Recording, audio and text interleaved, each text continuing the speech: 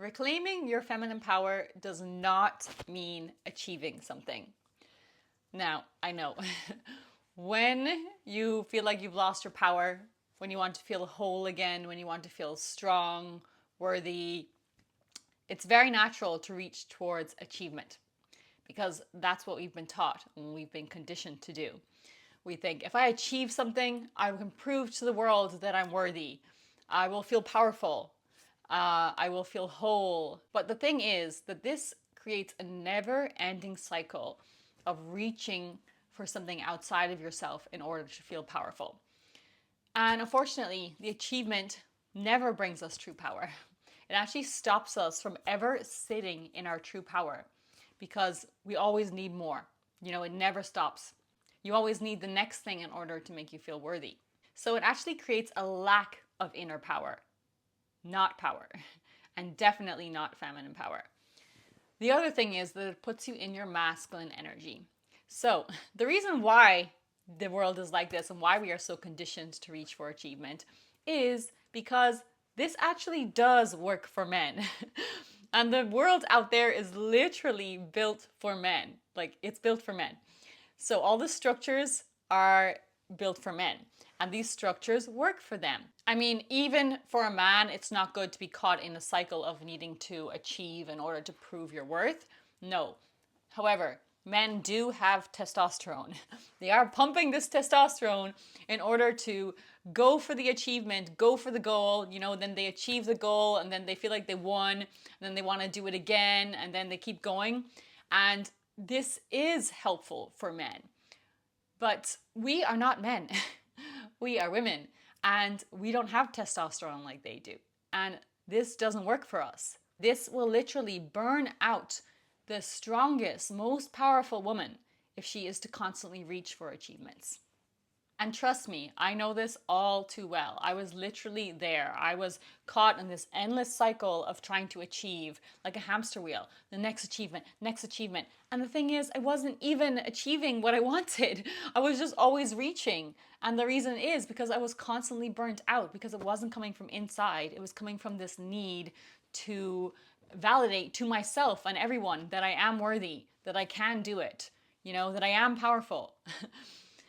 And like I said, yeah, it was never enough. And it left me feeling constantly burnt out and empty inside. And eventually, my body just said, no, enough. I can't do this anymore. Like, literally, I had to step out of society and just drop all that searching and come back to my body.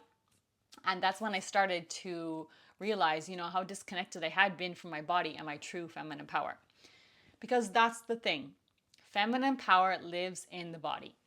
So how do we get around this? How do we create our version of feminine power? How do we reclaim our true power as women? And that is, we have to come back to the body. Feminine power is based on embodiment and expression. So when you connect to your body, you connect to your body's wisdom. You tap into that inner knowing and that intuition that you have as a woman. And then when you express it out into the world, you will attract what you need to you. It's coming. It will come. And this will mean that you will achieve, but it's not going to feel like achievement, actually. It's not going to feel like you're reaching for something. It's going to feel like it's coming up from inside.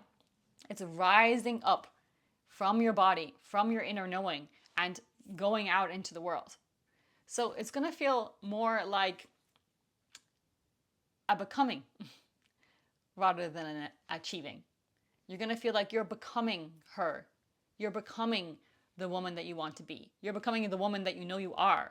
You're being her, in fact. You are being her and being more of her until you're becoming your higher self as a woman. You're tapping into your true feminine power. And this is really all you ever wanted. You never wanted to achieve something just for the sake of achieving it. You didn't want this. You never wanted this. This is what society tried to convince you that you want.